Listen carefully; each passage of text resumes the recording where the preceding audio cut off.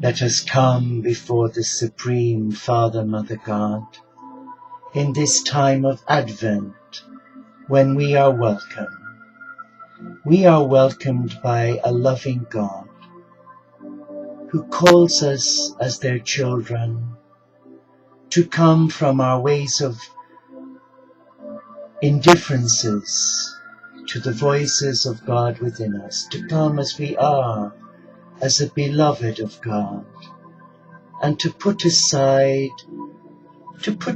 any feelings of hurt that we might have, to put aside any feelings of confusion, to put aside any feelings of wrongdoing that we have done to others and that others have done to us. And in this time of Advent, it is a time of preparation. Not just preparing for our Christmas shopping list for the supermarket, or going into the loft and going through all last year's decorations, and making sure that the Christmas tree lights are still working, that the crib hasn't been eaten away by the mice in the loft. But it's about preparing the soul, preparing our heart. It's about engaging with the divine. And it's trying to discern, what is God saying to us in the midst of all this excitement and calamity? What is our inner voice saying to us? For example, about eternity, eternal love. That will be the theme for our soiree this evening or this morning, where we will try and discern our understanding of preparing for eternity. But first, what is eternity? Oh yes, the Catechism in the Catholic Christian family would share with us lots of lovely words. But what do you and I understand by eternity? What is eternity? The dictionary tells us that eternity is a place of forever and ever and everness. But what does it mean to you? Does it mean a void, a nothingness, like the atheists and agnostics believe, that life is now, it's for living, enjoying, and that there's nothing hereafter? If I discovered that was true, which I know in my heart it is not true, but if I were made to believe it was true, I guess I would be a deeply unhappy bunny. I would feel exceptionally disillusioned, having given the best part of my life in service to love, in service to a great spiritual teacher who has touched my life on so many levels, in so many ways. And when I fell into the pit of deep despair 16 years ago, when my dear friend died, a friend I treasured as like a blood brother. We'd been friends for 28 years as young monks, and we had an incredible gift of laughter when we were together. And then when he died, age 42, of cancer, I had the privilege of laying him out. But sadly I missed his death by 10 minutes, driving all the way from North Wales, a 2.5 hour journey to get to Manchester, because I was on the night shift as a senior nurse, and I couldn't get cover immediately, so I had to wait. But missing his death was a real tragedy, but I had the privilege of seeing my dear friend at peace at last. And I'd never seen him naked, ever.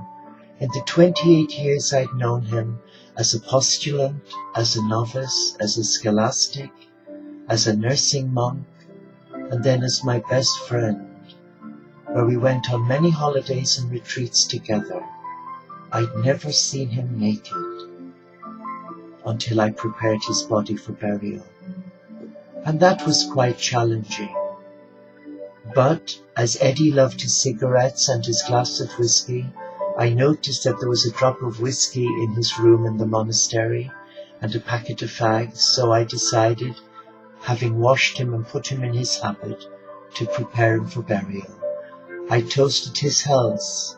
I toasted the love that we shared, though I was sad and weeping a lot, but I also had a cigarette to commemorate his life, something practical.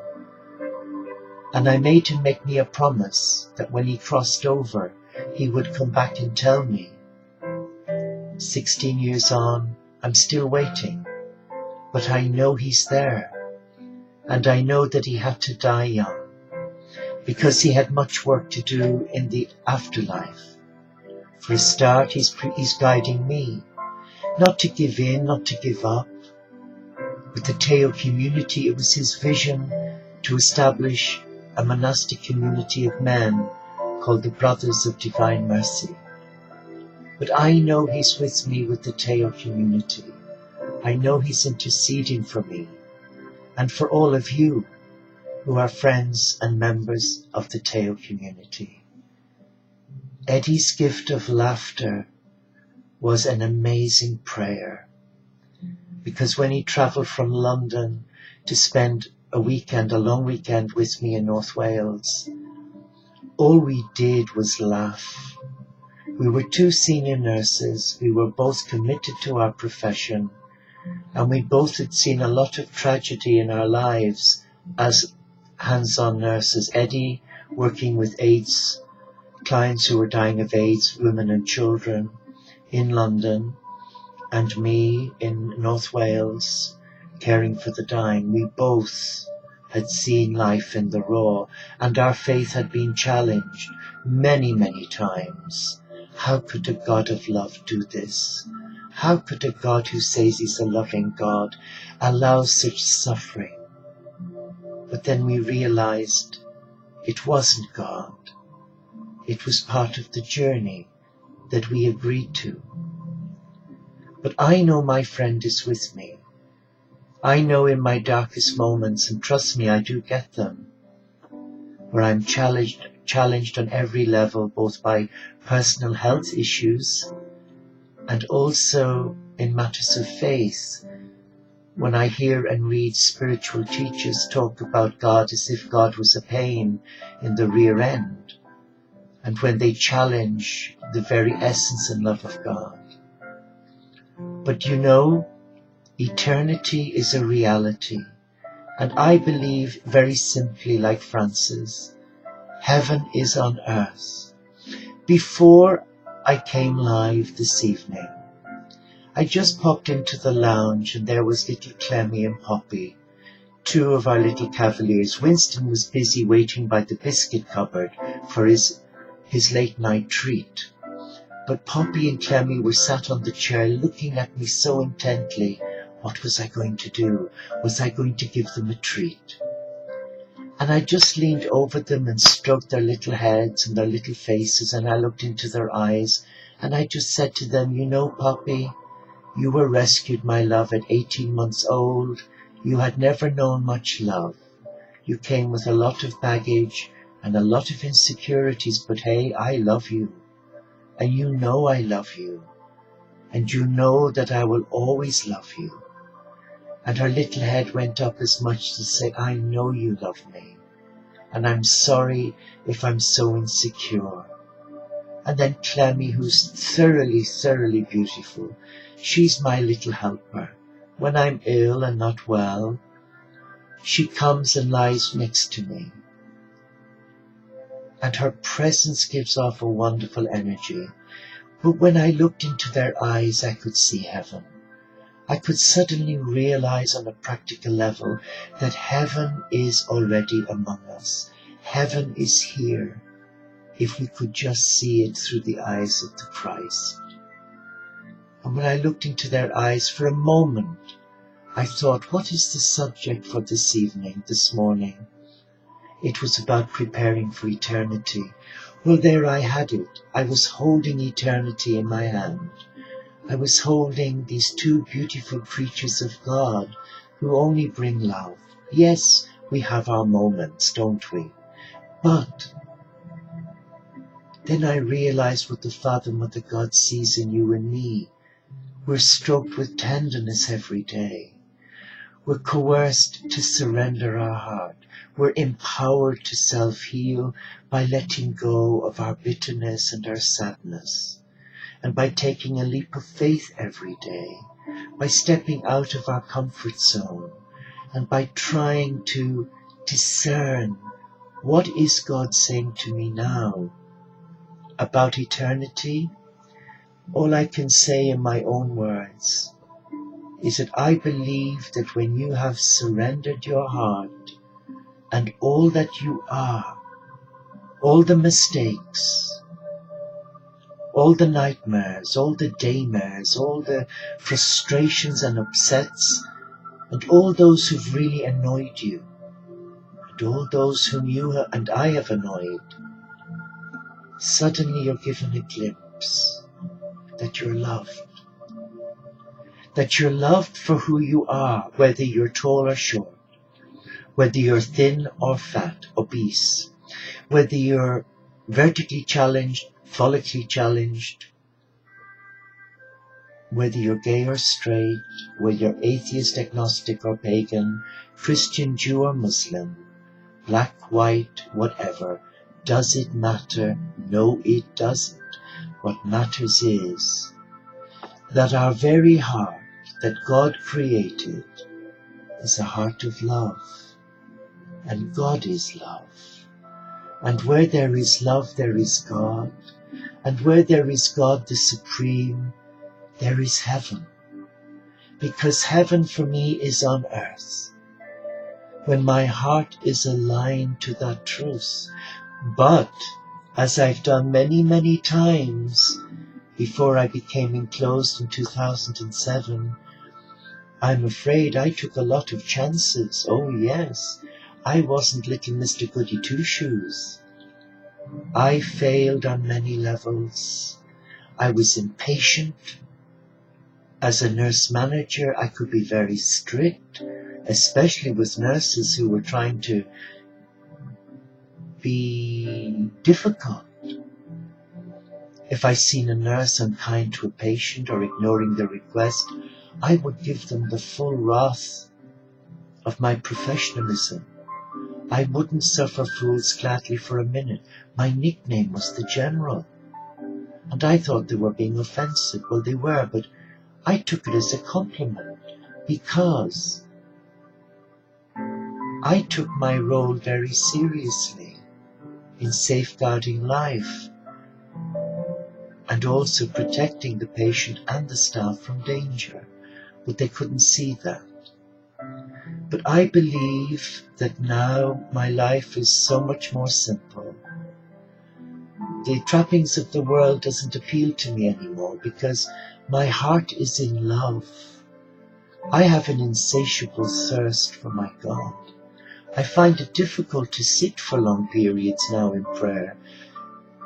Like now, 15 minutes is quite enough because of back problems from many years of heavy lifting. But there's one thing I can say.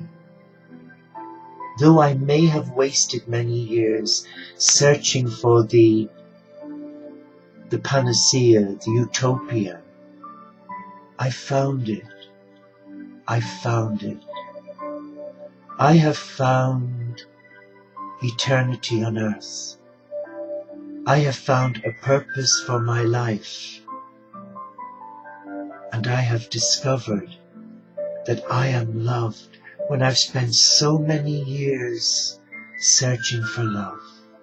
I don't necessarily mean sexual lustful love, but searching for an acknowledgement that I was a good person. Because coming from a traditional Irish Catholic Glaswegian family, I never really sensed that love. From my mom and dad, whom I loved dearly, they were young, they were career people, they were business people. Yes, they took the Catholic Church's teachings to heart and tried to get the 12 to represent the 12 apostles, but they had 9 children and I was the eldest, and I thought, wow, what a dysfunctional family I lived with. But when I look back now and I see my mum and dad who are in spirit, and I think, you know, despite your faults, despite your failings, I love you and I miss them. I miss them because I really wished I could have told them then how much I loved them, even though they were cruel, even though they had their moments, even though I was a difficult son, I'm sure. But you know, looking back, I realize now that God never left me. He took me from that unpleasant experience as a young boy of 16 and brought me to a monastic community, which was just as strict and lonely, very lonely. But there were times like 2, 3 in the morning when I would break one of the house rules of leaving the dormitory, and I would sneak up the stairs, the back stairs that would creak like anything, and I'd tiptoe into the chapel and I'd sit there in the darkness so nobody would see me and look at the cross and ask Jesus to come off that cross and love me, because I was so alone and so lonely and so desperate for his love. But now, it's different. I don't need to look at the crucifix and ask him to love me. Like looking in Clemmy and Westy and Poppy's face to see the unconditional love and trust they have for me. It made me realize in a split second of how much God sees me like that. And that is heaven on earth for me. For me, that's a taste of what heaven must be like, what eternity is like. We are so blessed, aren't we? We're so blessed when we're given a second chance.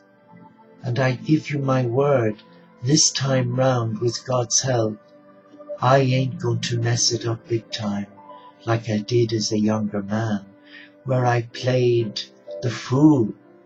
Oh yes, there's a great song called Dancing Queen.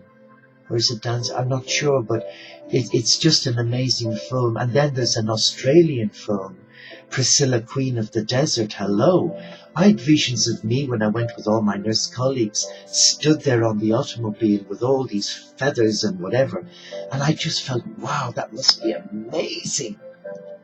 But that's how it is now, but in a more gentle way. That God is present. That eternity is now.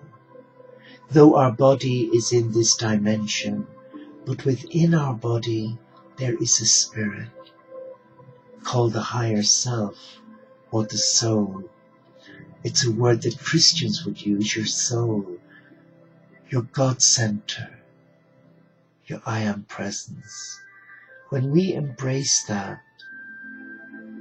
we're in heaven. Because when we sit in the stillness and in the silence of God's presence and love, we're actually given a taste of heaven. We can sense that though all around us is crumbling, like the body, mine is going south. I don't know where yours is going, but I'm sure one of these days Sister Miriam in New Zealand will meet me halfway. But heaven is on earth once you've surrendered your heart, your ache, your insecurity, your fear, your depression, your irritations, your frustrations. Once you surrender your heart to that inner voice, and the voice is always the same. I called you by your name. You are mine. I called you by your name. That's it. I don't need to hear any more. And then I cry usually. I usually have a weep, because then I realize that my God, the Supreme, never gave up on me. Never ever gave up on me. But I gave up on God. when things didn't go my way. But I'm human, but I'm also divine. And now as I reach what they call the third age, for the over 60s, life is just beginning. Life is beginning. And it's allowing us reclaim who we truly are, the person we've always wanted to be, but who we're scared to be for fear of upsetting the establishment, of upsetting the church, of being castigated from our belief, because we dare to be different. I remember 20 years ago when my spiritual director, who became a dear friend afterwards, I said to her, "Oh, Carol, I'm longing to live on an island as a monk." She said, "Well, don't even think of the Catholic Church, because it ain't ready for you yet." And I thought, how insulting. But I look back, it was a compliment. She wasn't trying to discourage me. She was just saying that because I had to come away from my religious family and walk the solitary path and take Teresa of Avila's words to my heart, I had to find me, not the Catholic me or the Christian me. I had to find who was this boy in me, who was the man in me, like you. And now that I've found who I am, I celebrate who I am. Though the world may not understand me or you, but once we have surrendered our heart, nothing else matters. For the Christ is the Alpha and Omega. The cosmic Christ is our beginning and end. He is my first love. He may not be yours, and that's okay, but he's mine. And I'm not here to convert you. I'm here to share that eternity, we are preparing for it when we surrender to it. And we are given the tools to do that, but not how we imagine, but how God best defines the preparation. And the preparation is letting go of self. It's not using the words me and I. It's using the sacred words. 2 letters, we.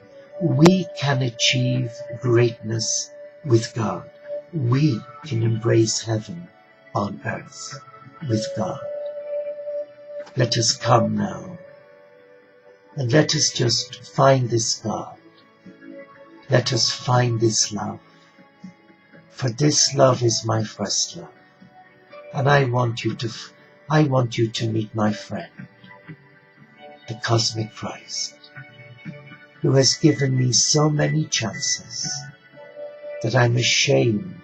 Sometimes I'm ashamed to say how weak and how vulnerable I was, and maybe still am, but who cares? I'm loved, and I don't need to impress you or anybody, because God gave me a gift, and that was to receive his love and hopefully share that love. I would like you to relax now. I would like you to be still and feel safe. And whatever I have shared with your heart, I pray with all my heart that it resonates, and that maybe some of those words that I've spoken to you from my heart will touch yours too. Just imagine before you there is the Christ, the shepherd, and he's there sat on a rock, tending his flock. But this flock is you and me, and we're sat by his feet, and it's a beautiful day. And he's saying, are you thirsty? Do you need a drink? And you shout, yes, Lord, I'm thirsting for water. He said, the water I give you is from the wellsprings of life eternal life. I give to you now the greatest gift that I could ever give you. I give you eternal life, the elixir of life. Hold out your hand, and you hold out your hand, and in that hand you are given a simple cup, and in that cup you suddenly see angels, messengers of God, pouring love from God. And it's like as if somebody has lit sparkles. There are stars flowing from this cup. And as you bring it to your mouth, you're told it's not to drink, it's to bring it to your heart. And let your heart envelop, encase the love in the chalice, the cup. Just close your eyes and allow the elixir of life, the love of the cosmic Christ, come into your heart and release you of all the tension and fear, the sadness, the painful memories, all the losses we've had to endure in our lifetime, losses of loved ones and our pets. Oh, life has been such a tough journey, but let the Christ heal us. Oh, my heart is bumping here. My heart is missing a beat because I can feel His love for you and me, and I sense He's touching us right now. He's bringing us to a place of absolute beauty that have no words to describe it. It is like a celestial city that has no beginning or end, no time frame. It's just like walking in the now forever. Can you feel your heart burning? Can you honestly feel the love, the elixir of the cosmic Christ touching you now and empowering you self-heal? My Lord and my God, can you feel the cosmic Christ, the shepherd of our soul? He is bathing us with eternal love. From the eternal city, and He gives to us now the gift of eternity, the gift of eternity. And He asks nothing except that we allow Him fill us with His love, His unconditional love. And that love now is wiping away our tears, our sadness, and our painful memories. All our anxieties are being enriched by this love, for it is a healing love. It is a productive love, and it is a love that must be shared. It is a love that must be shared with all of God's creation. And you and I share that in different ways. Some with their partners, their living partners, some with their pets, some through their prayer life, some supplement that physical love with a spiritual longing to bring all God's children together as one, like the Teo community of interspiritual Franciscans, ordinary men and women from different walks of life, from different faith groups and none, from different lifestyle choices, who want to come together and embrace the cosmic Christ, as one beating heart. That is eternal life. That is eternity.